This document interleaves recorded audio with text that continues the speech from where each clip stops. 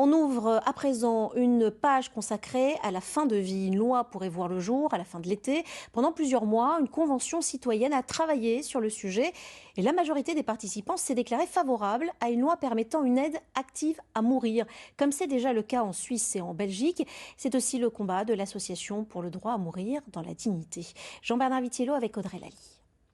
Bonjour, nous sommes une association qui militons pour le droit de mourir dans la dignité et on peut vous présenter déjà la nouvelle loi, le projet de loi. Les députés travaillent cet été sur une loi pour la fin de vie. Ce matin-là, sur le marché de la Libé à Nice, les membres de l'ADMD posent une question directe. Comment et quand mourir en cas de maladie grave? Toutes les personnes rencontrées ont la même réponse. La France doit permettre une forme volontaire de mort assistée. Même partir à l'étranger, ça coûte cher. Qui c'est qui va faire tout ça? Et voilà, il faut faire quelque chose ici en France pour aider les gens à faire leur choix pour leur fin de vie. Cette loi qui pourrait permettre un suicide non violent plutôt que de mourir dans un lit d'hôpital est souhaitée avec un sentiment clair. Je pense qu'on laisse trop les gens souffrir, tout simplement. Surtout quand il n'y a pas d'issue, c'est de la souffrance pour le malade, la famille. Les soins posés. Un peu plus tard, place Garibaldi, l'association du droit de mourir dans la dignité fait salle comble avec 130 personnes présentes. La plupart ont signé des directives pour refuser un acharnement thérapeutique en cas de pathologie grave. Liliane, 95 ans, parle sans tabou. J'ai le cancer, faut que j'aille tous les jours faire les trucs, je ne peux pas rien. Je m'arrête passer mon temps à l'hôpital. Voilà. Les participants prévoient d'écrire aux députés du Var et des Alpes-Maritimes. Ils estiment que c'est leur liberté qui est en jeu avec le futur texte de loi. J'espère que les citoyens, par rapport à la loi et par rapport au pouvoir médical, puissent être un contre-pouvoir citoyen par rapport au choix de la vie et de la mort. Le pouvoir citoyen, quoi. Je veux être maître de ma vie, je veux être maître de mes décisions et faire en sorte qu'il n'y ait ni banque, ni religion, ni quoi que ce soit qui m'impose ma fin de vie. La présidente de l'ADMD acquiesce. Elle réclame une loi basée bien sûr sur la volonté écrite du patient et sur des valeurs de liberté. C'est une façon pour vous d'abord de vous approprier votre fin de vie. Avoir le droit de choisir sa mort, quand, comment et où. Au nom de quel principe philosophique ou sociétal? Mon corps m'appartient. Les mentalités ont évolué ces dernières années. La mort n'est plus cachée. Le dernier sondage IFOP montre que 70% des Français sont désormais favorables à une aide active à mourir.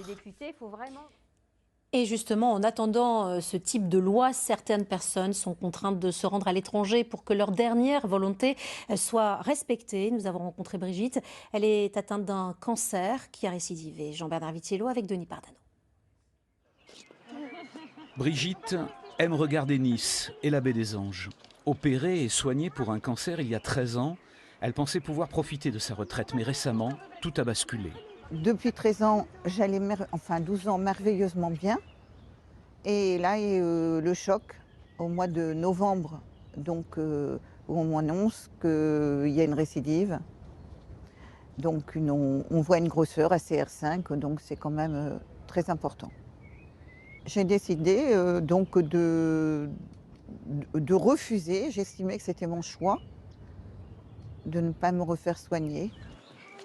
Ce choix, c'est parce que la mémoire des traitements de la chimiothérapie et de la douleur sont encore très présents. Brigitte refuse de recommencer.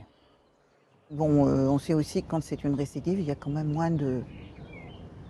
Le pourcentage de chances de s'en sortir est moindre que pour un premier cancer. À la suite du PET scan, donc, le pronostic serait de 6-8 mois, 2 ans. Brigitte a donc contacté des pays qui pratiquent l'aide active à mourir sur dossier médical, et notamment la Suisse. Et on ne s'amène pas en disant voilà, même si ça coûte d'abord très cher, Combien minimum 10 500, mais il faut compter 12 500. J'ai eu déjà des contacts avec la psychiatre, qui me demandait d'ailleurs si je voulais mourir et je répondais non. Par contre, je ne veux pas finir, je veux choisir de partir dans la sérénité et la douceur et non pas dans la souffrance. C'est pour ça que j'ai fait ce choix de partir. Mais elle n'a pas encore décidé quand elle fera ce choix. En revanche, elle sait comment cela se passera. C'est une perfusion qu'on nous met et c'est à la personne elle-même d'appuyer sur le bouton. C'est très très important ça. C'est très important même pour la loi.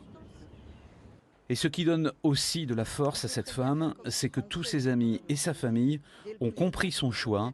Elle dit que désormais, elle est apaisée. Mes 3 sœurs m'emmèneront, quoi qu'il arrive, et m'accompagneront. Et je trouve que c'est quand même pas mal aussi, parce qu'on est tous prêts à aller pleurer derrière poursuivre un cercueil. Eh ben, c'est aussi bien d'accompagner les gens dans la douceur, jusqu'aux derniers instants.